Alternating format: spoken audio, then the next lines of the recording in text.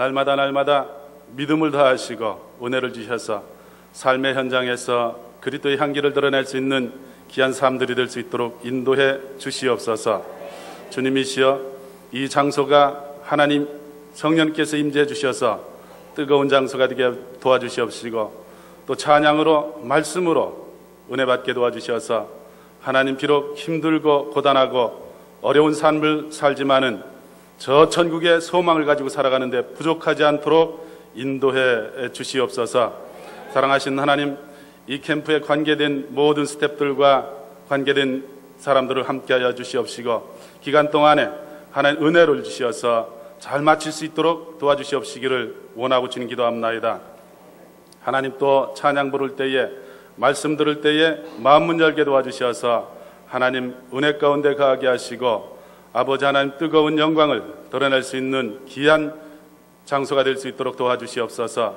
사랑하시는 하나님, 이 시간 또 말씀을 전하는 아무 목사님에게 함께하여 주시옵시고, 하나님 말씀 들을 때에 하나님 우리를 마음 문 열게 도와주셔서 그 열려진 마음에 하나님 말씀으로 가득 채워질 수 있도록 도와주시옵소서. 하나님께서 시종일관 받으실 줄 믿사옵고 예수님의 이름으로 기도하옵나이다. 아멘. 하나님께서 이 시간에 우리 서기정 목사님을 세우셔서 하나님의 말씀하시고자 하신 그 말씀을 목사님을 통해서 전할 때에 많은 은혜 받으시기를 바랍니다. 할렐루야! 더 크게 할렐루야! 할렐루야. 여러분들 만나서 반갑습니다. 우리 하나님 말씀 먼저 보도록 하겠습니다. 하나님 말씀은 구약성경 다니엘서 1장 1절에서 9절까지의 말씀입니다. 여러분들 성경책 가지고 계시면 다니엘서 1장 펴셔서 같이 보시고, 없으신 분들은 제가 하나님 말씀 읽어드리겠습니다. 여러분들 잘 들으시기 바랍니다.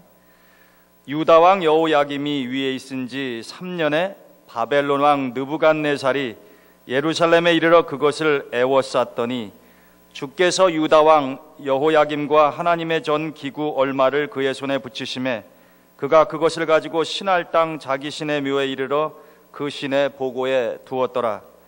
왕이 환관장 아스브나스에게 명하여 이스라엘 자손 중에서 왕족과 귀족의 몇 사람, 곧 흠이 없고 아름다우며 모든 제조를 통달하며 지식이 구비하며 학문에 익숙하여 왕궁에 모실 만한 소년을 데려오게 하였고, 그들에게 갈대아 사람의 학문과 방언을 가르치게 하였고, 또 왕이 지정하여 자기의 진미와 자기의 마시는 포도주에서 그들의 날마다 쓸 것을 주어 3년을 기르게 하였으니, 이는 그 후에 그들로 왕의 앞에 모셔서게 하려 함이었더라. 그들 중에 유다 자손 곧 다니엘과 하나냐와 미사엘과 아사랴가 있었더니, 환관장이 그들의 이름을 고쳐 다니엘은 벨드사살이라 하고, 하나냐는 사드락이라 하고, 미사엘은 메삭이라 하고, 아사랴는 아벳느고라 하였더라. 다니엘은 뜻을 정하여 왕의 진미와 그의 마시는 포도주로 자기를 더럽히지 아니하리라 하고, 자기를 더럽히지 않게 하기를 환관장에게 구하니, 하나님이 다니엘로 환관장에게 은혜와 긍휼을 얻게 하신지라. 아멘.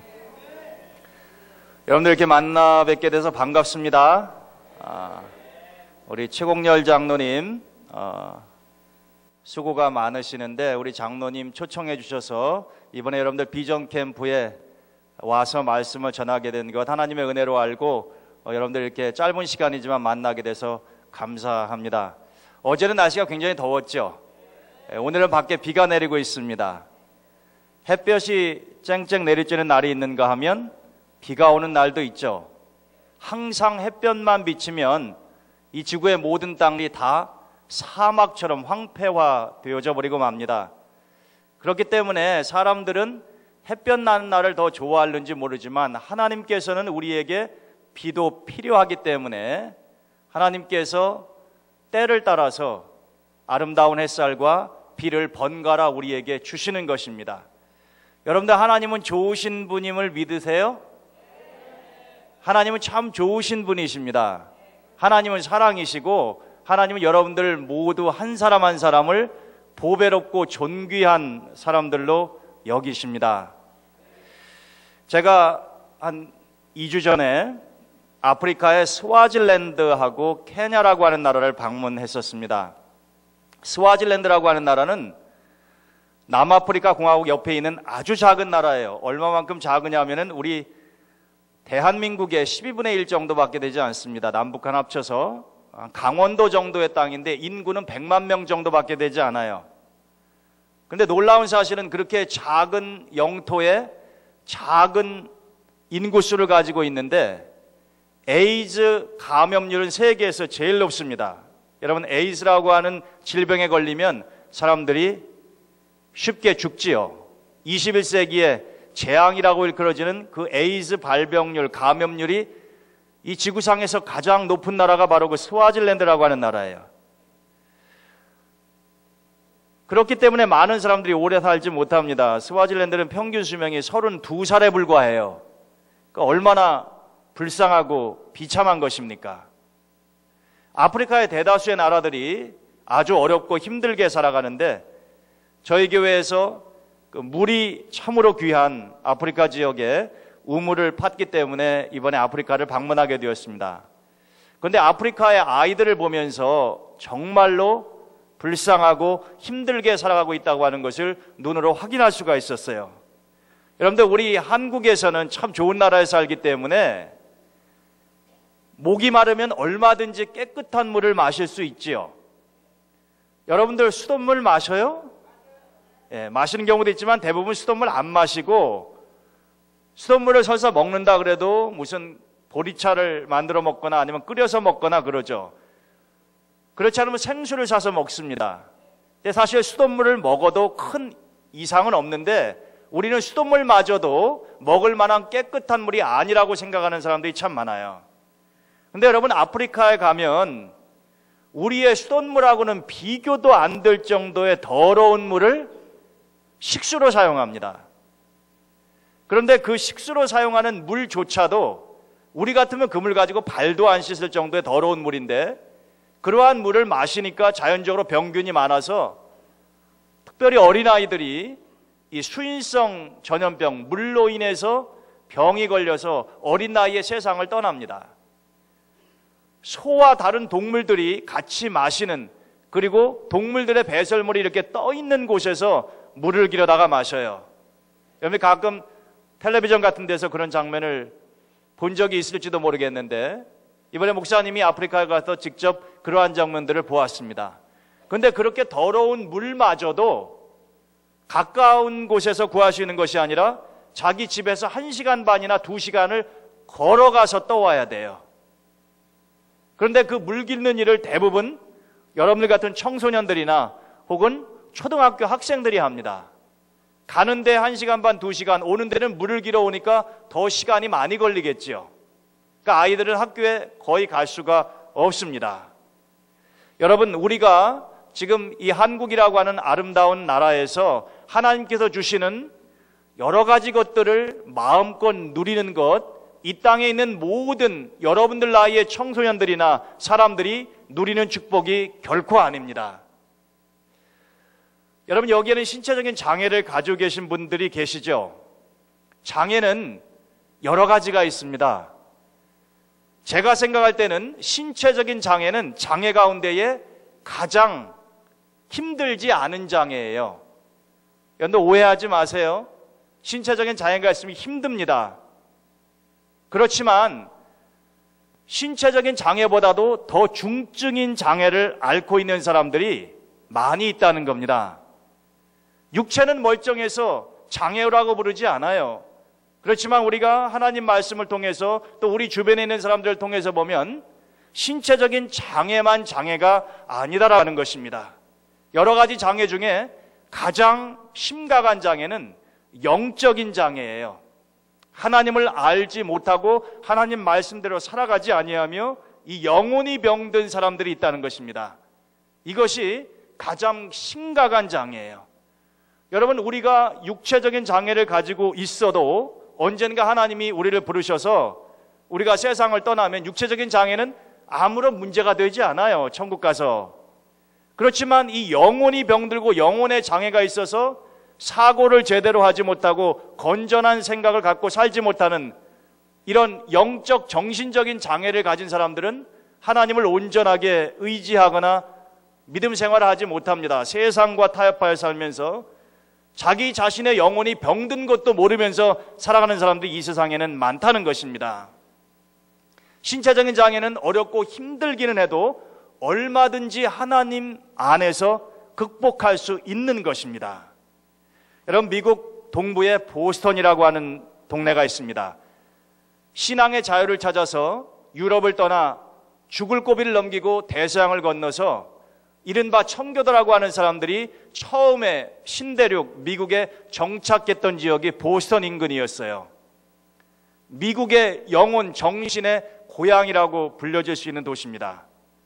근데 그 보스턴에 한 정신 요양소가 있었어요. 근데 그곳에 애니라고 하는 소녀 아이가 있었습니다. 자기 동생하고 같이 이 보호소에, 요양소에 오게 되었어요. 어머니는 애니 어렸을 때 세상을 떠났습니다. 아버지는 살아계셨는데 심한 알코올 중독자라 자녀를 돌볼 수가 없었어요. 그래서 이 애니라고 하는 소녀 아이와 동생이, 남동생이 이 보호소에 맡겨지게 된 겁니다. 얼마나 마음의 상처를 많이 받았겠어요, 이 어린 소녀 아이가. 그런데 설상가상 엎친 데 덮친 격으로 보호소에 같이 들어왔던 남동생이 먼저 세상을 떠났습니다. 자기 혼자 남은 거예요.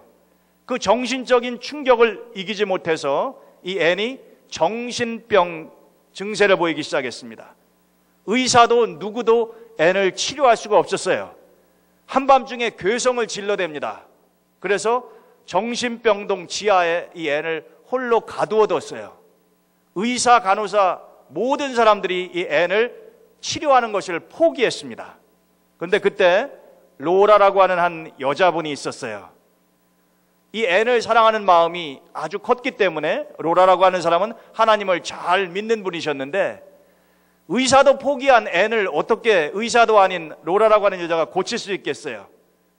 자기는 앤을 고치겠다고 생각한 것이 아니라 너무나도 불쌍해서 하나님의 사랑으로 대하고 친구가 되어주고자 했습니다. 그렇지만 벽에다 대고 말하는 것과 똑같았어요. 앤은 아무런 변화가 없습니다. 그렇지만 앤이 먹든지 안 먹든지 이 로라 선생님은 초콜릿 그리고 과일, 이 앤이 좋아할 만한 것들을 접시에 담아서 이 앤의 방 앞에 놓아뒀어요. 처음에는 그대로 있었습니다. 그런데 시간이 지나면서 어느 날 접시를 보니까 초콜릿 하나가 없어진 거예요. 앤이 먹기 시작한 겁니다. 로라 선생님의 사랑을 느끼기 시작한 거예요. 그래서 점점점 상태가 좋아지게 되었고 하나님의 사랑을 배우고 주님을 믿는 독실한 기독교인 되었습니다. 그리고서 앞을 보지 못하기 때문에, 왜냐하면 원래 정상인이었어요. 그렇지만 동생이 죽고 심한 정신적인 충격을 받으면서 시각 장애가 생겼습니다. 그렇기 때문에 정상적인 학교에 들어갈 수가 없는데 이 로라 선생님의 사랑을 받으면서 이제 시각 장애우들이 다니는 학교에 입학을 하게 되었습니다. 학교를 최우수 성적으로 졸업을 했어요. 그리고 한 신문사에서 이 로라를 도와줘서 개안 수술을 하고 앞을 보게 되었습니다. 기적과도 같은 일이 발생한 거죠. 그런데 어느 날 이 앤이 신문을 보니까 학교를 졸업하고 앞을 보지 못하고 말하지 못하고 듣지 못하는 아이를 돌보아 줄 수 있는 사람을 구합니다라는 광고를 봤어요.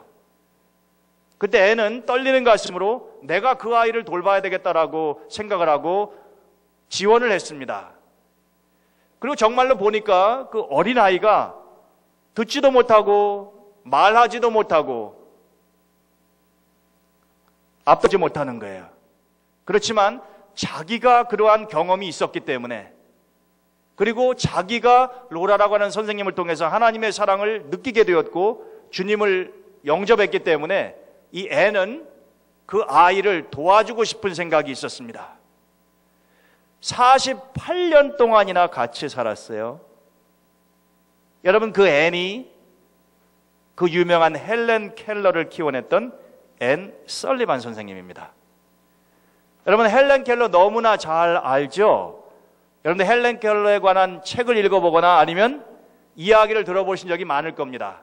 헬렌 켈러는 이른바 인생의 삼중고, 장님이에요. 앞을 보지 못합니다. 시각장애우죠. 듣지 못해요. 청각장애우입니다. 말하지 못합니다. 여러분, 보지 못하거나 듣지 못하거나 말하지 못하거나 이 셋 중에 하나만 장애가 있어도 정말로 힘들 텐데, 헬렌 켈러는 거의 평생을 이 삼중고를 안고 운명적인 재앙처럼 안고 살았습니다. 살만한 가치가 없다고 많은 사람들이 이야기했을 겁니다. 자기 스스로도 내가 이런 몸으로 살아서 무엇 하겠느냐라고 자기의 삶을 포기하고 자살할 가능성도 아주 높은 상황이었죠. 그렇지만 이 헬렌 켈러에게는 먼저 그런 장애의 고통을 겪었었던 앤이라고 하는 선생님을 통해서 새롭게 삶을 시작할 수 있게 된 겁니다. 여러분, 이 앤 설리반 선생님은 헬렌 켈러가 세계에서 가장 좋다고 하는 명문 하버드 대학을 다닐 때에 선생님이 항상 헬렌 켈러 옆에 있었어요. 왜냐하면 헬렌 켈러는 듣지도 못하고 보지도 못하고 말하지도 못하는데 어떻게 교수님이 강의해도 대학교에 가서 공부를 할 수 있었겠습니까? 그렇지만 앤 설리반 선생님이 대신 듣고 손에다가 써주는 거예요. 지금 교수님이 무슨 강의한다고 말입니다. 여러분, 그런 상황에서 공부한다면 얼마나 어렵겠어요.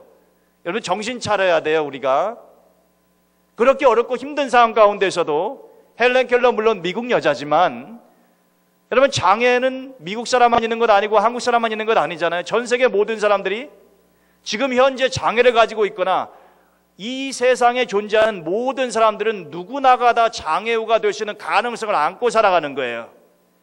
여러분, 지금은 내가 신체적으로 정상이라고 하더라도 장애우 되는데 하루도 안 걸립니다. 그냥 오늘이라도 밖에 나가도 교통사고 당해서 다리 하나 잘라지면 장애우예요. 여러분, 누구나가 다 하나님이 보호하시고 하나님이 지켜주시니까 신체적으로도 건강할 수 있지, 그렇지 않으면 누구나가 다 잠재적으로 장애우가 될 수 있는 가능성을 안고 살아가기 때문에 우리는 장애우들에 대한 편견을 가져서는 안 된다는 거예요. 왜냐하면 장애우들을 보면서 미래의 내 모습을 볼 수도 있는 것입니다. 그럴 가능성은 누구나가 있는 것 아니에요? 여러분, 헬렌 켈러도 그러했고, 여러분 이지선이라고 하는 아가씨 이름 들어보셨어요? 몇 년 전에 지선아 사랑해라고 하는 책을 통해서 널리 알려진 분이죠. 지금 이제 30대 초반이 됐습니다마는 이화여자 대학교를 졸업한 아주 아름다운 학생이었어요. 그런데 오빠하고 같이 차를 타고 가다가 술이 만취한 사람이 뒤에서 들이받는 바람에 차가 화염에 불길에 휩싸이게 되었고, 하루아침에 완전히 거의 몸의 모든 부분이 타버렸어요. 그래서 이 피부 이식이나 재생수술을 무려 20번 가까이 했습니다. 한 번 피부 이식 수술을 해도 그 고통이 너무나 심해서 보통 사람들은 견디기 어렵다고 해요. 그런데 처녀의 몸으로 지금까지 그걸 20여 차례 했으니까 오히려 본인의 고백에 의하면 죽는 것이 낫다고 이야기할 정도로 심한 고통이 있었다고 합니다. 근데 그렇게 현대의학을 통해서 최고의 기술을 사용을 해서 피부 이식을 해도 그 이지선 양의 얼굴을 보면은 많이 일그러져 있어요. 그런데 그러한 장애를 안고 살아가지만 이지선 양은 한 번도 자기 자신이 살 가치가 없다거나 삶을 포기하지 않습니다. 며칠 전에 목사님이 이지선 양이 요새 어떻게 살고 있나 궁금했는데 책에 이지선 양에 대한 글이 실린 것을 보았어요. 본인이 보스턴 대학에 가서 재활의학에 관한 것을 공부하고 지금은 콜롬비아 대학원에서 사회복지학을 공부하고 있어요. 석사과정에 있는데 지금 방학을 맞이해서 한 달 동안 한국에 나와서 보건복지부에서 인턴을 하고 있는 거예요. 배우고 있다는 거죠. 그래서 인터뷰를 했는데 자기가 미국 대학원에서 사회복지를 공부하는데 한국의 현실을 보다 더 알고 싶어서 보건복지부에서 무료로 한 달 동안 일을 배우고 있다, 그런 인터뷰 기사를 보았습니다. 자기는 장차 박사과정까지 마치고 한국에 돌아와서 불우한 이웃들, 자기처럼 장애를 가지고 있는 사람들을 위해서 의미 있는 일을 하고 싶다는 거예요. 그런데 사람들이 이 보건복지부에서 일하는 지선양을 힐끔힐끔 쳐다보는 거예요. 여러분들이나 저 같아도 쳐다볼 거 아니에요? 분명히 처녀는 처녀인데 얼굴이 이렇게 일그러지고 이 손에 온통 피부 자체도 수술을 여러 번 했기 때문에 정상인의 피부가 아닙니다. 저 사람은 어떻게 저렇게 생겼어? 외계인 아니야? ET 아니야? 근데 지선양은 그런 사람의 눈길 속에서 자기를 조롱한다거나 멸시한다고 생각하지 않고 이렇게 이야기한다고 해요. 내가 너무나 이뻐서 사람들이 나를 다시 한번 쳐다보는 거야. 여러분, 처녀가 원래 사고 당하기 전에 지선양의 얼굴 모습을 보면 참 예쁘게 생겼었어요. 근데 하루아침에 인생이 완전히 바뀌어졌습니다.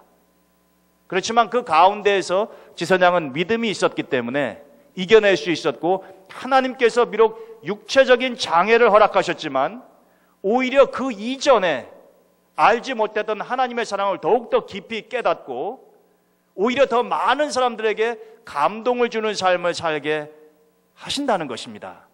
여러분, 만약에 지선양이 그런 사고를 당하지 않고 누가 그런 사고를 당하고 싶겠어요? 그러나 그런 사고를 당하지 않고 대학 졸업하고 멋있는 남자친구 만나서 결혼해서 애 낳고 잘 살고 있더라. 그럼 여러분들과 제가 이지선이라는 이름을 들어볼 일도 없을 거고, 지금 목사님이 설교 중에 지선이 이야기 할 필요도 없는 거지요. 여러분, 때로 하나님께서 우리에게 허락하시는 장애들 분명히 고통과 시련과 어려움입니다. 그러나 하나님께서는 그 고통의 연단을 우리에게 허락하신 때가 있지만 하나님은 사랑이시기 때문에 그 모든 것들을 통해서 하나님의 영광을 선포하게 하시는 것입니다. 여러분들 여기에 장애 가지신 분들이 있지만 제가 볼 때는 헬렌 켈러만한 장애 가지신 분은 없는 것 같아요. 그렇지만 여러분, 그 한 여인이 개인적인 장애를 안고 평생을 살았지만 그분을 통해서 얼마나 많은 사람들이 새로운 삶에 대한 소망을 얻게 되고 인생에 대해서 낙관적인 견해를 가지게 되었을까요? 여러분, 신체적인 장애가 있다고 해서 결코 우리의 삶이 끝난 것이거나 포기해야 될 이유가 전혀 되지 않습니다. 그렇게 생각하면 신체 장애 이전에 제가 처음에 말씀드렸던 영적 정신적인 장애가 이미 있는 거예요. 여러분, 인도의 현대 선교의 아버지라고 불리우는 윌리엄 캐리라고 하는 목사님이 영국 분이신데 18세기에 가서 선교사역을 하셨습니다. 수십 년 동안 인도에서 하나님의 뜻을 따라서 성경 말씀을 그 나라 말로 번역하고 엄청난 일을 이루었어요. 근데 한 번은 사람들이 윌리엄 캐리 선교사님한테 이렇게 물었다고 합니다. 도대체 당신은 이 인도에 와서 그렇게 엄청난 하나님의 역사를 이루셨는데 그 비결이 뭡니까? 그랬더니 윌리엄 캐리 선교사님이 이렇게 말씀을 해주셨대요. 제가 한 것이 아니고 하나님께서 하신 것인데 하나님께서 저를 통해서 이렇게 엄청난 역사를 이루신 비결이 있습니다. 그것은 바로 제 누나의 중보기도 때문이라고 생각합니다. 윌리엄 캐리에게는 누나가 있었습니다. 그런데 이 누나는 병에 걸려서 신체적인 장애 때문에 수십 년 동안 방에서 나와 본 적이 없고 침대 위에 누워서 평생을 살았어요. 그렇지만 그 침대에 누워서도 인도의 선교사로 가 있는 자기 동생을 생각하면서 끊임없이 하나님 앞에 기도한 것입니다. 여러분, 신체 장애가 있기 때문에 다른 사람처럼 육체적인 일을 더 많이 할 수 없고 더 빨리 할 수 없고 그럴 수는 있어요. 그렇지만 내가 어떤 종류의 신체적인 장애가 있다고 해서 의미 있는 삶을 살 수 없다고 이야기하는 것은 틀린 말입니다. 그건 정신과 영혼의 문제예요.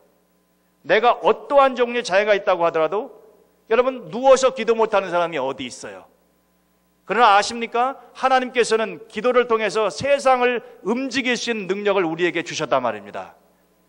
내가 어느 골방에 있든 병원에 있든 침대에 있든 아니면 장애우 시설에 있든 상관이 없어요. 하나님은 어디에나 계시는 분이고, 하나님은 우리를 사랑하시고, 하나님은 우리와 대화하기를 원하시고, 우리가 기도할 때에 하나님께서는 내가 어디에 있든지 간에 그 기도를 통하여, 나는 못 가도 하나님은 가실 수 있고 나는 못해도 하나님은 하실 수 있는 것 아닙니까?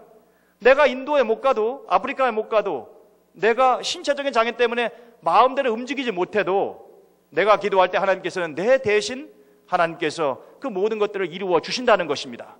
그건 못하는 장애우가 세상에 어디 있겠어요? 사람에게는 영적인 장애가 있을 수 있고요, 신체적인 장애가 있을 수 있고, 또 환경적인 장애가 있어요. 이것 또한 육체적인 장애 못지않게 고달프고 힘든 겁니다. 오늘 하나님께서 우리에게 주시는 다니엘서에 보게 되면은, 다니엘은 자기의 힘으로는 뛰어넘기 어려운 환경적인 장애 속에서 산 사람이에요.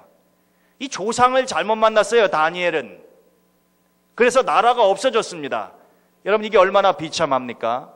여러분, 지금 대한민국이라고 하는 좋은 나라에 살고 계시지만 몇십 년 전만 하더라도 우리나라는 일본의 식민지였었고 나라 자체가 없었습니다. 그런 때가 있었어요.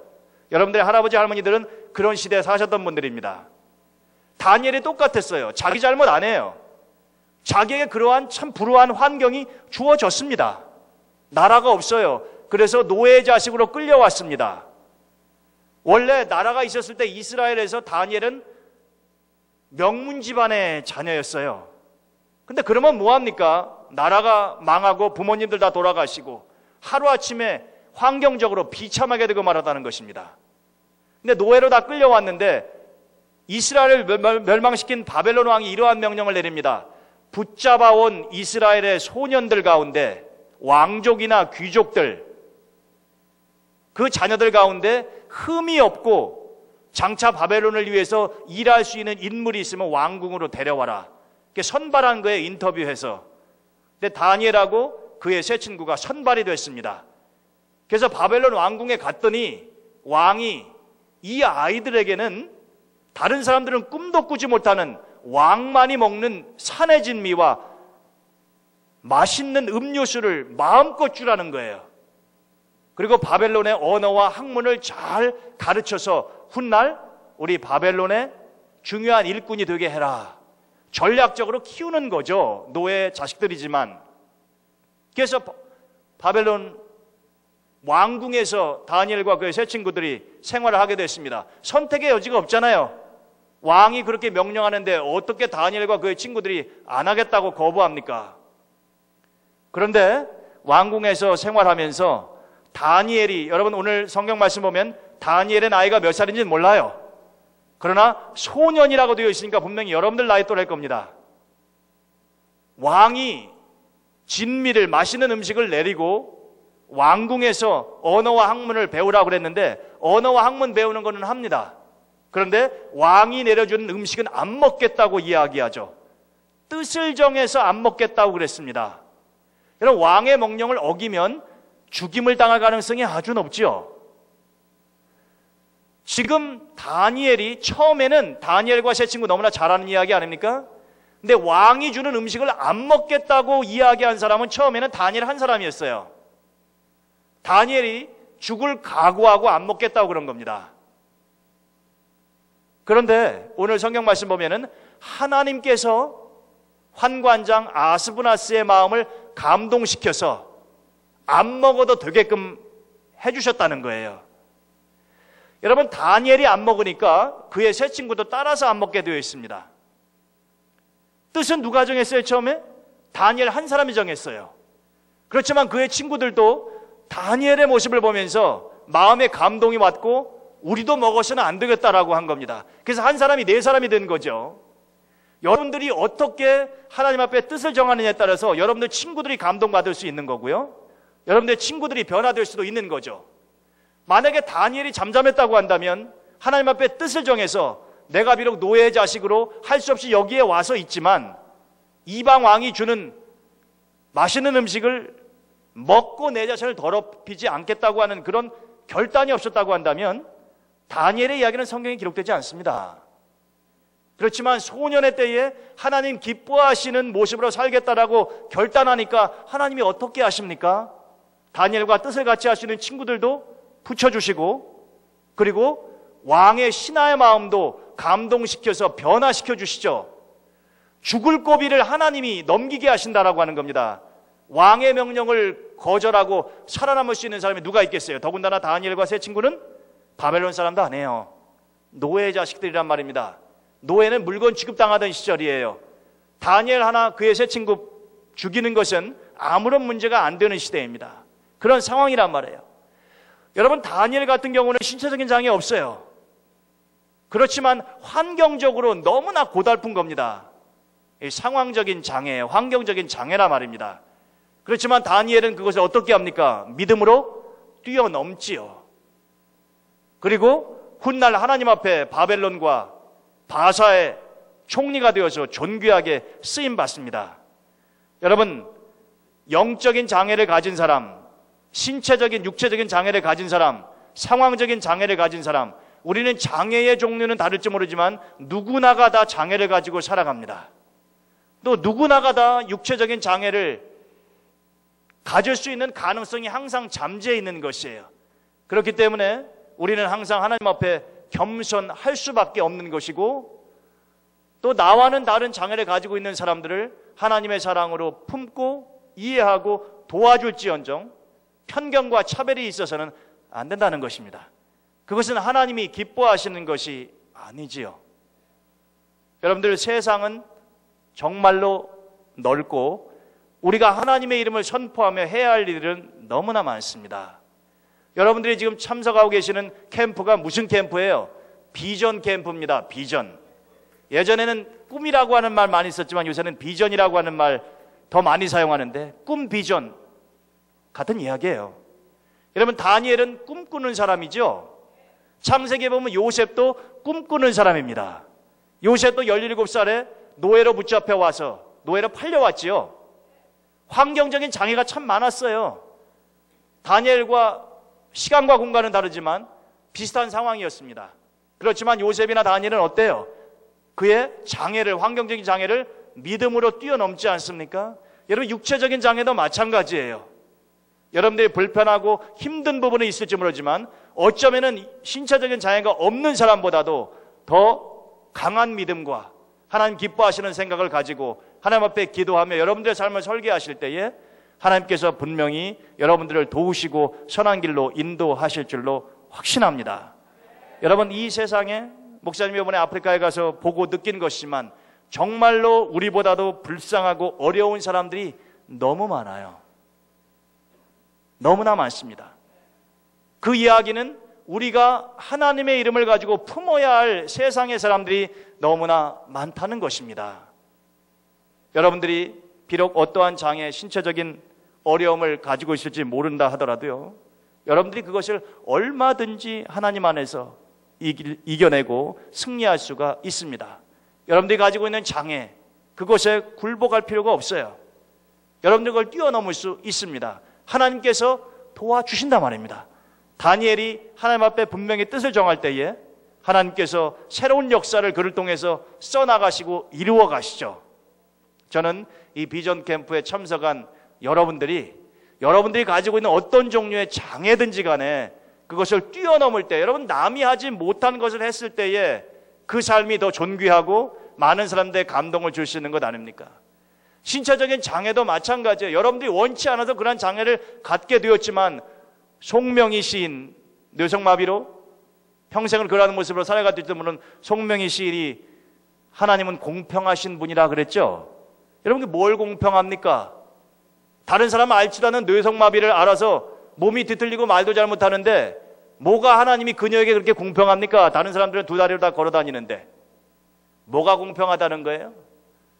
신체적인 모습의 차이는 있을지 모르지만 송명희 시인에게는 정상인이 느낄 수 없는, 그리고 알지도 못하는, 본인이 간증하고 고백하는 것처럼 놀라우신 하나님의 사랑이 충만하게 임하기 때문에 그 사랑을 다른 사람들에게 간증하고 다른 사람에게 고백할 수 있기 때문에 그녀의 삶은 결코 비참하거나 살 가치가 없는 삶이 아니라 정말로 많은 사람들에게 감동을 주고 그러한 사람들을 보면서 우리가 새로운 도전을 받게 되는 것입니다.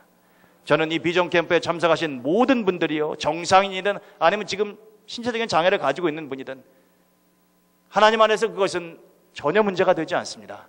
하나님은 우리 한 사람 한 사람을 너무나 사랑하시고 주님 말씀하신 것처럼 한 영혼이 천하보다 귀하다고 말씀하셨으니 여러분들께서 그 주님의 약속을 붙잡고 여러분들의 삶의 상황이 어떠하든지 간에 하나님의 사랑과 주님에 대한 믿음으로 이겨내시고 하나님 앞에 존귀하게 쓰임받으실 수 있기를 주님의 이름으로 간절히 축원드립니다. 저한테 주어진 시간이 그렇게 많지 않기 때문에 여기에서 제 말씀을 마치도록 하겠습니다. 제가 이번에 케냐에 갔을 때 케냐 사람들은 영어도 좀 쓰지만 우리가 한국말 쓰는 것처럼 그 케냐 사람들이 사용하는 언어는 스와힐리어라고 있어요. 스와힐리어. 근데 제가 한 모임에 참석했는데 좋으신 하나님을 거기 모이신 분들이 한글과 영어와 스와힐리어 이 세 개 언어로 부르는데 언어는 달라도 의미는 똑같죠. 근데 이게 너무나 아름답고 좋아서 제가 이 스와힐리어로 좋으신 하나님을 배웠는데 여러분들 가르쳐드리고 가고 싶습니다. 좋으신 하나님, 영어로는 God is so good이죠. 근데 스와힐리어로는 아주 단순하고 외우기 쉽습니다. 뭉구 유메마예요. 뭉구 유메마. 좋으신 하나님. 한번 큰 소리 해볼래요? 뭉구 유메마. 좋으신 하나님, 좋으신 하나님. 뭉구 유메마, 뭉구 유메마. 참 좋으신 나의 하나님은 유메마 왕구. 유메마 왕구. 그러니까 뭉구 유메마하고 유메마 왕구만 알면 되는 거예요. 다 아셨죠? 네. 그럼 여러분들 참 좋으신 하나님, 좋으신 하나님은 다 아시잖아요, 한글로. 네. 우리 한번 이 노래 부르고 이 찬송 하나님 앞에 올려드리고 좋으신 하나님 생각하면서 제 말씀 마치도록 하겠습니다. 좋으신 하나님, 한글, 그 다음에 영어, 그리고 스와힐리어로 우리 한번 같이 불러보겠습니다. 좋으신 하나님, 좋으신 하나님, 참 좋으신 나의 하나님. God is so good. God is so good. God is so good.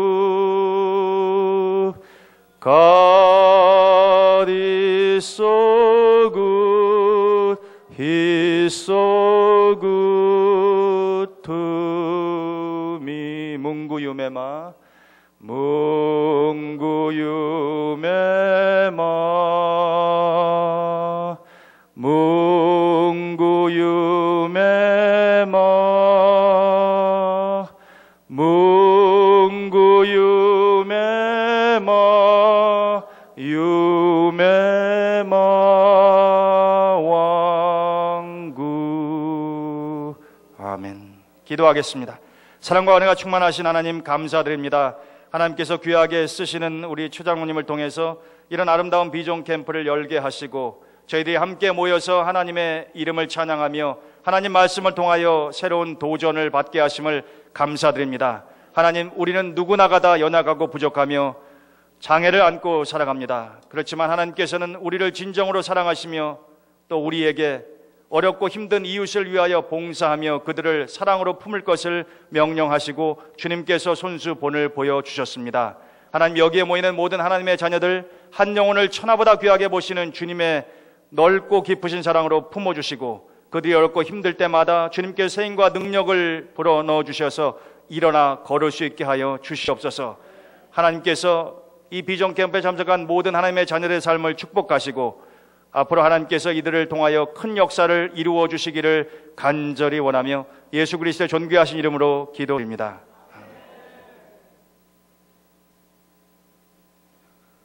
많은 은혜 받으신 줄 믿습니다. 예, 우리 말씀 증거해 주신 목사님과 우리 하나님 앞에 감사의 박수 올려드립니다. 예, 우리 목사님께서는 우리 정말 이 세계가 부러워하고 모든 분들이 부러워하는 하버드 대학을 나오신 목사님이세요. 아주 훌륭한 목사님, 여러분들을 사랑하셔서 오늘 오셔서 말씀을 증거해 주셨고, 아까 말씀 중에 송명희 시인이 우리 단체에서 과거에 아주 무명일 때에 우리 단체에서 같이 섬겼던 그런 손명희 시인인데 지금은 아주 훌륭한 사람이 됐어요. 오늘 이 시간에는 우리 또 아주 훌륭한 사람들이, 사실은 오후 시간으로 돼 있었는데 우리 목사님 설교 시간을 조금 이렇게 할애를 해가지고 이렇게 오전에 하게 됐어요. 이분들은 이 영화, 여러분 장애를 가지고 있어도 뭐랍니까, 영화 배우, 이렇게 이런 분들이 오셨어요. 한번 이 시간에 아주 귀한 시간을 가질 텐데 여러분들이 많은 은혜를 받고 도전받기를 바랍니다. 예, 여기에 이분과 같이 우리도 할 수 있습니다. 박수로 모시겠습니다. 예, 나오시더라. 네, 저희는 소울메이트 팀이라는 이렇게 왔습니다. 소울메이트 팀인데요. 소울메이트라는 뜻은 소울, 영혼으로, 메이트, 친구를 한다는, 저희가 당연히 하나님의 자녀이지만 하나님의 자녀하고만 친구인 것이 아니고, 하나님을 아직 믿진 않지만 곧 하나님의 자녀가 될 사람들과도 곧 친구가 늘 될 수 있고, 누구나 장애를 극복하고 한계를 짓지 않고 모든 사람과 친구를 할 수 있다는 의미로 소울메이트라는 이름을 지어서 이렇게 팀으로 준비하고, 이런 곳에서 와서 사역도 하고 저희 안에서 기도회도 이렇게 하면서 예배를 드리면서 각자 하나님께서 주신 그 달란트로 하루하루 그렇게 살아가고 있는 팀입니다. 반갑습니다. 네. 저희가 우선 먼저 한 곡을 전해드리고 한 분 한 분 소개해드리겠습니다.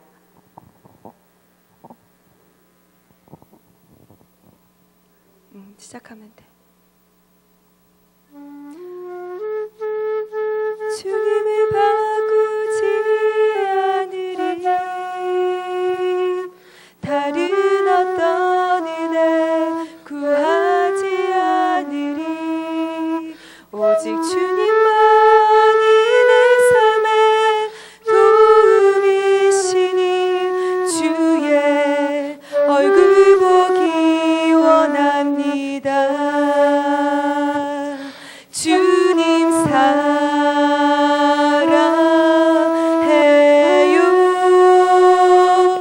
온 마음과 정성 다해 하나님의 신실한 친구 되기 원합니다. 다 같이 주님 사랑해요. 주님 사랑해요.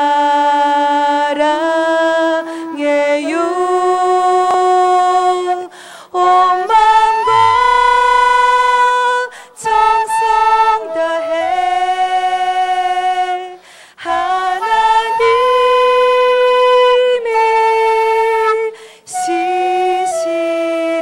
신실한 친구 되기 원합니다. 아멘. 감사합니다. 네.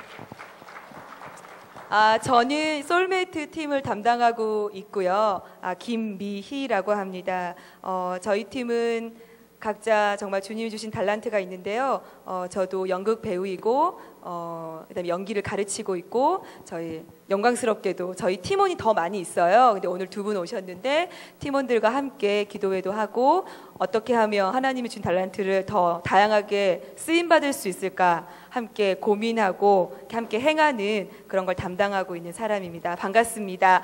다음은 저희 플룻을 한 친구 소개를 해드릴게요. 미니가 소개를 할까요? 네.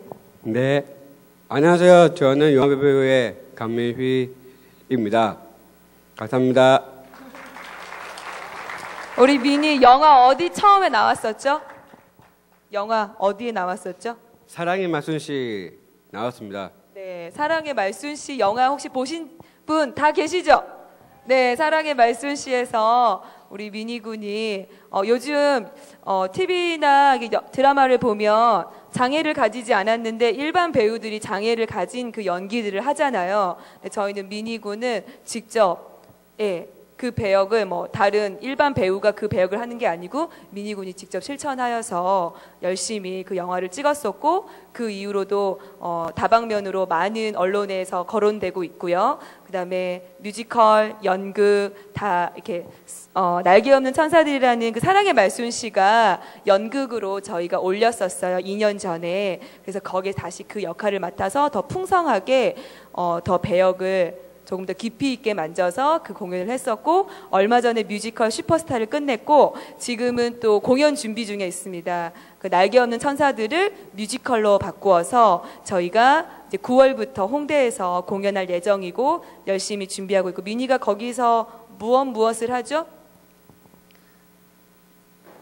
무엇을 하죠?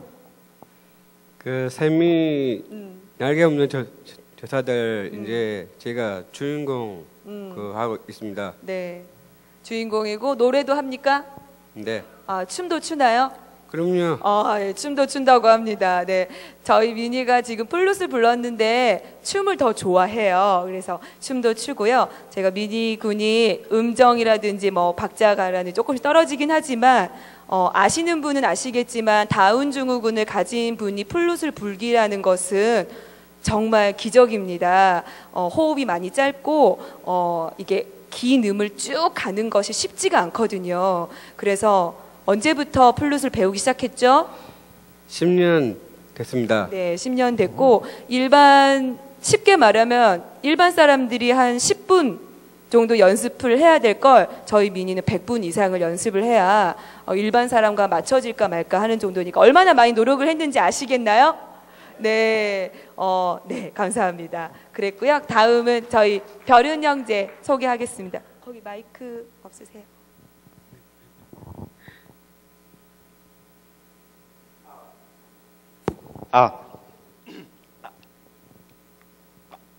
안녕하세요. 저는